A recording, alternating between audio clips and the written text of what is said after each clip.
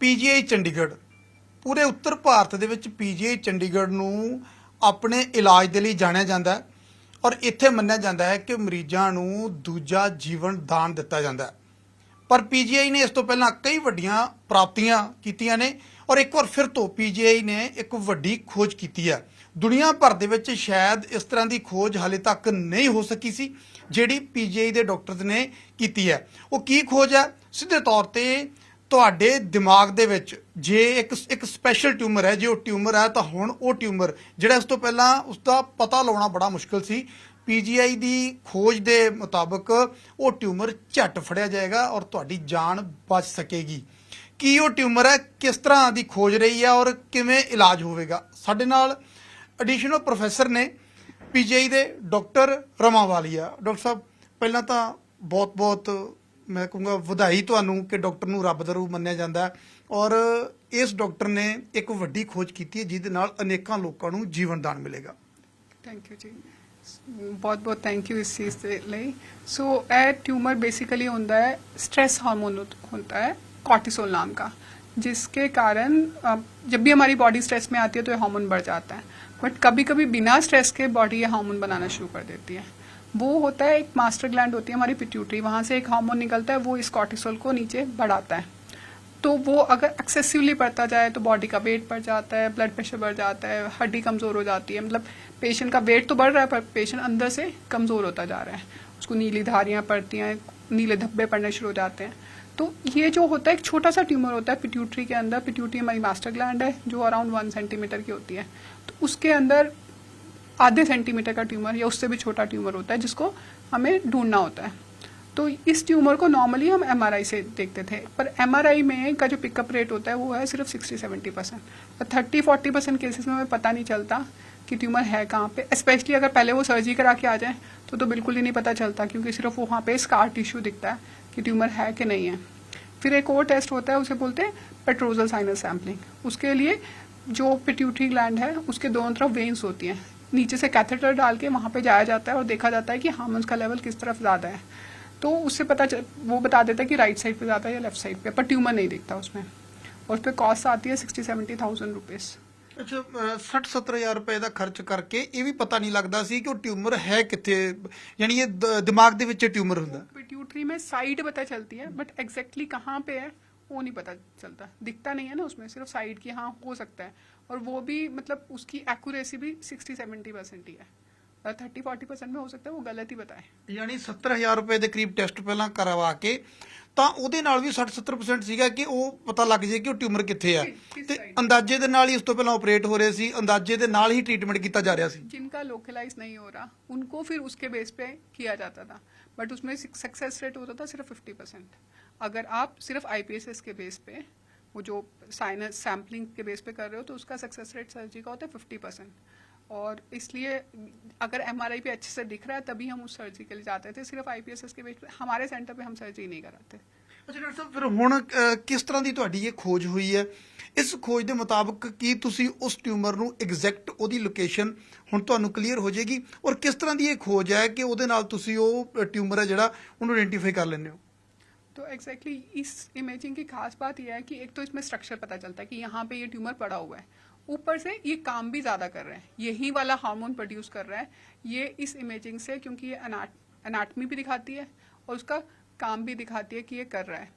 तो उसको जब हम इस मॉलिक्यूल को डालते हैं तो ये जाके उस ट्यूमर पे स्पेसिफिकली उसी ट्यूमर पे जाके चिपकता है। ਡਾਕਟਰ ਸਾਹਿਬ, ਤੁਸੀਂ ਦਿਖਾ ਵੀ ਰਹੇ ਸੀ, ਉਹ ਦਿਖਾ ਵੀ ਸਕਦੇ ਹੋ ਤੁਸੀਂ ਉਹ, ਤਾਂ ਕਿ ਦੇਖਣ ਵਾਲਿਆਂ ਨੂੰ ਉਹ ਚੀਜ਼ ਸਮਝਣੀ ਆਸਾਨ ਹੋ ਜੇ ਕਿ ਉਹ ਟਿਊਮਰ ਕਿਸ ਤਰ੍ਹਾਂ ਦਾ ਹੈ, ਕਿਹੜੀ ਜਗ੍ਹਾ ਤੇ ਹੈ। ਤੁਸੀਂ ਥੋੜੀ ਦੇਰ ਪਹਿਲਾਂ ਦਿਖਾ ਰਹੇ ਸੀ ਔਰ ਕਿਸ ਤਰ੍ਹਾਂ ਦਾ ਕੈਮੀਕਲ ਹੈ ਜਿਹੜਾ ਉਹ ਤੁਸੀਂ ਤਿਆਰ ਕੀਤਾ, ਜਿਸ ਕੈਮੀਕਲ ਦੇ ਨਾਲ ਤੁਸੀਂ ਹੁਣ ਇਸ ਟਿਊਮਰ ਨੂੰ ਆਇਡੈਂਟੀਫਾਈ ਕੀਤਾ। ये पेट सीटी की इमेज है, इसमें ये ब्रेन है, ब्रेन के अंदर यहाँ पे पिट्यूटरी है, सेल्ला टर्सिका बोलते हैं, यहाँ पे मास्टर ग्लैंड होती है हमारी।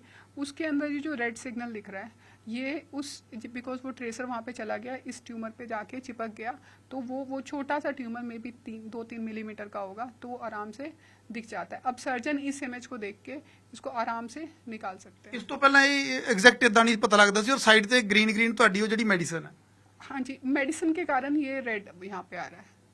तो उससे पहले ये इसमें एमआरआई में ट्यूमर नहीं दिख रहा था इस पेशेंट में, MRI पे ट्यूमर नहीं दिख रहा था, सिर्फ इसी पे दिख रहा था, इसी के बेस पे पेशेंट की सर्जरी की गई। ਅੱਛਾ ਡਾਕਟਰ ਸਾਹਿਬ, ਪਹਿਲਾਂ ਜਿਹੜਾ ਇਹ ਟੈਸਟ ਸੀ 60-70 ਹਜ਼ਾਰ ਰੁਪਏ 'ਚ ਟੈਸਟ ਹੋ ਰਿਹਾ ਸੀ, ਟਿਊਮਰ ਦਾ ਪਤਾ ਨਹੀਂ ਲੱਗ ਰਿਹਾ ਸੀ। ਹੁਣ ਜਿਹੜਾ ਇਹ ਟੈਸਟ ਹੈ, ਇਹ ਟੈਸਟ ਦੀ ਕਾਸਟ ਕਿੰਨੀ ਕੁ ਹੈ ਔਰ ਐਕੂਰੇਟ ਜਿਹੜਾ ਤੁਸੀਂ ਉਹ ਤਾਂ 100% ਐਕੂਰੇਟ ਹੈ? सो इसकी कॉस्ट है सेम पेट सीटी जितनी, हमारे यहाँ पे 7,000 रुपये लगते हैं PGI में एक पेट सीटी कराने के, तो इसके भी 7,000 ही लगते हैं। और 65 केसेस किए, उसमें 64 में ये बता सका कि ट्यूमर पिट्यूटरी में है या नहीं है, और है तो किस साइड पे है और कहाँ पे एग्जैक्ट लोकेशन क्या है। ਡਾਕਟਰ ਸਾਹਿਬ, ਬਹੁਤ ਵੱਡੀ ਕਵਾਂਗੇ ਕਿ ਇੱਕ ਪ੍ਰਾਪਤੀ ਹੈ ਕਿ ਐਗਜ਼ੈਕਟ ਮਰੀਜ਼ ਨੂੰ ਵੀ ਤਸੱਲੀ ਕਿ ਇਹ ਚੀਜ਼ ਸਕੈਨ ਹੋ ਗਈ ਹੈ। ਬੇਸਿਕਲੀ ਕਹਿੰਦੇ ਕਿ ਬਿਮਾਰੀ ਦੀ ਜੜ ਲੱਭਣੀ ਜ਼ਰੂਰੀ ਹੈ, ਜੜ ਤੁਸੀਂ ਲੱਭ ਲਈ ਹੈ। ਇਸ ਜੜ ਨੂੰ ਲੱਭਣ ਦਾ ਆਈਡੀਆ ਕਿਵੇਂ ਆਇਆ, ਕਿਵੇਂ ਜ਼ਹਿਨ ਦੇ ਵਿੱਚ? ਕਿਉਂਕਿ ਕਹਿੰਦੇ ਨੇ ਕਿ ਇੱਕ ਰਸਤੇ ਤੇ ਚੱਲਣਾ ਆਸਾਨ ਹੈ, ਪਰ ਰਸਤਾ ਪਾੜ ਕੇ ਨਵੀਂ ਲੀਹ ਬਣਾਉਣੀ ਉਹ ਬੜੀ ਮੁਸ਼ਕਲ ਹੈ। ਤੁਸੀਂ ਉਹ ਨਵੀਂ ਲੀਹ ਬਣਾਈ, ਉਹ ਨਵੀਂ ਲੀਹ ਬਣਾਉਣ ਦਾ ਆਈਡੀਆ ਕਿਵੇਂ ਆਇਆ ਔਰ ਕਿਵੇਂ ਤੁਸੀਂ ਇਸ ਖੋਜ ਨੂੰ ਸਕਸੈਸ ਕੀਤਾ? ਕਿੰਨੀ ਕੁ ਮਿਹਨਤ ਲੱਗੀ ਹੈ ਇਹਦੇ 'ਚ? सो ये बीमारी के मरीज एक्चुअली परेशान होते रहते थे, तो हम लोग देख रहे थे कुछ करें क्या कर सकते हैं। तो न्यूक्लियर मेडिसिन डिपार्टमेंट में हमारी मीटिंग होती रहती है, तो वहाँ पे बैठे बैठे ये आइडिया आया कि क्या ऐसा कर सकते हैं। तो वहाँ पे हमारे एक कुलीग हैं डॉक्टर जया शुक्ला, वो रेडियो केमिस्ट हैं, तो उन्होंने बोला करके देख सकते हैं, शायद हो जाए। सो फिर हमने ये मॉलिक्यूल लिया, फिर उसको मॉडिफाई कराया, फिर उसको टैग किया, फिर उसकी baseline studies cell lines में की, तो फिर उसके बाद पेशेंट्स में किया। तो बस भगवान जी कृपा है कि ठीक काम कर गया। ਅੱਛਾ, ਕਿੰਨਾ ਟਾਈਮ ਲੱਗ ਗਿਆ ਤੁਹਾਨੂੰ ਇਸ ਪੂਰੇ ਪ੍ਰੋਸੈਸ ਨੂੰ ਕੰਪਲੀਟ ਕਰਨ ਤੇ? टोटल 6 साल। ਅੱਛਾ, 6 ਸਾਲ ਲੱਗ ਗਏ ਤੁਹਾਨੂੰ, ਪਰ ਆਖਰੀ ਸਕਸੈਸ ਵੀ ਹੋ ਗਿਆ। ਤਾਂ ਹੁਣ ਜਿਹੜਾ ਇਹ ਤੁਸੀਂ ਖੋਜ ਕੀਤੀ ਹੈ, ਤਾਂ ਤੁਹਾਨੂੰ ਕਿੱਥੋਂ ਕਿੱਥੋਂ ਤੱਕ ਅਪਰੋਚ ਕੀਤਾ ਜਾ ਰਿਹਾ? ਤੁਹਾਡੇ ਨਾਲ ਹੁਣ ਤੱਕ ਕਿਹਨੇ ਸੰਪਰਕ ਕੀਤਾ ਔਰ ਕੀ ਫਿਲਹਾਲ ਇਹ ਇਕੱਲਾ ਤੁਹਾਡੇ ਕੋਲ ਹੀ PGI 'ਚ? तो ये तो वर्ल्ड ओवर हमारे पास ही है। तो अभी तो इंडिया से तो पेशेंट सारी जगह से हमारे पास आते हैं, फ्रॉम एम्स दिल्ली, मुंबई, हैदराबाद, झारखंड, उड़ीसा, टांडा, सब जगह से हमारे पास पेशेंट्स आते हैं इस चीज़ के लिए, सिर्फ ये स्कैनिंग कराने के लिए। फिर जाके ट्रीटमेंट अपने सेंटर पे चाहे ले लेते हैं। और उसके बाद US से हमारे पास फ़ोन आया कि हम 2 पेशेंट्स को भेजना चाहते हैं, तो पर वो लोग आ नहीं पाए क्योंकि कॉस्ट ट्रैवलिंग की बहुत ज़्यादा है। बहुत सारे सेंटर्स यूरोप से उन्होंने बोला कि आप हमें ये मॉलिक्यूल अगर हमें दे दो तो हम यूज़ करना चाहते हैं, पर वो थ्रू प्रॉपर चैनल हम लोग इसको वर्ल्ड ओवर दे देंगे, बट उसमें थोड़ा सा टाइम लगेगा।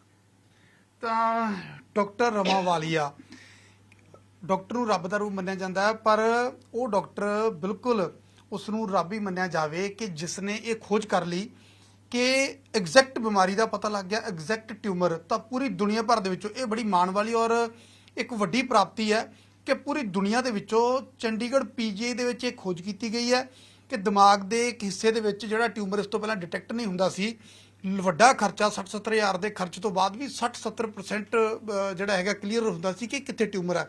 ਪਰ ਇਹਨਾਂ ਡਾਕਟਰਾਂ ਦੀ ਮਿਹਨਤ ਨੇ ਇਹ ਖੋਜ ਜਿਹੜੀ ਹੈ ਪੂਰੀ ਕੀਤੀ ਔਰ ਹੁਣ ਐਗਜ਼ੈਕਟ ਇਹ ਪਤਾ ਲੱਗੇਗਾ ਕਿ ਕਿੱਥੇ ਉਹ ਟਿਊਮਰ ਹੈ। ਜਿਸ ਤਰ੍ਹਾਂ ਹੁਣੇ ਤਸਵੀਰਾਂ ਦਿਖਾ ਰਹੇ ਸੀ ਉਹ ਪੈਟ ਸਕੈਨ ਦੀਆਂ ਕਿ ਐਗਜ਼ੈਕਟ ਚਮਕ ਰਿਹਾ ਸੀ ਕਿ ਇਹ ਟਿਊਮਰ ਹੈ। ਤਾਂ ਇੱਕ ਵੱਡੀ ਪ੍ਰਾਪਤੀ ਹੈ ਦੁਨੀਆ ਭਰ ਦੇ ਵਿੱਚ ਇਸ ਵੇਲੇ। ਕਹਿੰਦੇ ਨੇ ਕਿ ਇੱਦਾਂ ਦਾ ਹਾਲੇ ਇਹ ਖੋਜ ਜਿਹੜੀ ਫਸਟ PGI ਕੀਤੀ ਔਰ ਪੂਰੇ ਦੇਸ਼ ਦੇ ਵੱਡੇ ਵੱਡੇ ਹਸਪਤਾਲਾਂ ਦੇ ਵਿੱਚੋਂ ਅਪਰੋਚ ਕੀਤਾ ਜਾ ਰਿਹਾ PGI ਚੰਡੀਗੜ੍ਹ ਨੂੰ। ਤਾਂ ਆਸ ਕਰਦੇ ਹਾਂ ਕਿ ਪਹਿਲਾਂ ਤਾਂ ਕਿਸੇ ਨੂੰ ਕੋਈ ਇੱਦਾਂ ਦਾ ਟਿਊਮਰ ਹੋਵੇ ਹੀ ਨਾ, ਕਿਸੇ ਨੂੰ ਕੋਈ ਬਿਮਾਰੀ ਹੋਵੇ ਹੀ ਨਾ, ਪਰ ਰੱਬ ਨਾ ਕਰੇ ਜੇ ਕਿਸੇ ਨੂੰ ਹੋ ਗਈ ਹੈ ਤਾਂ ਘਬਰਾਉਣ ਦੀ ਲੋੜ ਨਹੀਂ। ਡਾਕਟਰ ਰਮਾ ਵਾਲੀਆ ਔਰ ਇਹਨਾਂ ਦੀ ਟੀਮ ਨੇ ਇੱਕ ਵੱਡੀ ਖੋਜ ਕਰ ਲਈ ਹੈ। ਚੰਡੀਗੜ੍ਹ PGI ਦੇ ਵਿੱਚ ਇੱਕ ਵਾਰੀ ਪਹੁੰਚ ਗਏ ਤਾਂ ਇਹ ਰੱਬ ਰੂਪੀ ਡਾਕਟਰ ਤੁਹਾਡੀ ਜਾਨ ਬਚਾ ਲੈਣਗੇ। ਕੈਮਰਾਮੈਨ ਰਜਿੰਦਰ ਕੁਮਾਰ ਦੇ ਨਾਲ ਨਪਿੰਦਰ ਸਿੰਘ ਬਰਾੜ, ਨਿਊਜ਼ 18 ਚੰਡੀਗੜ੍ਹ।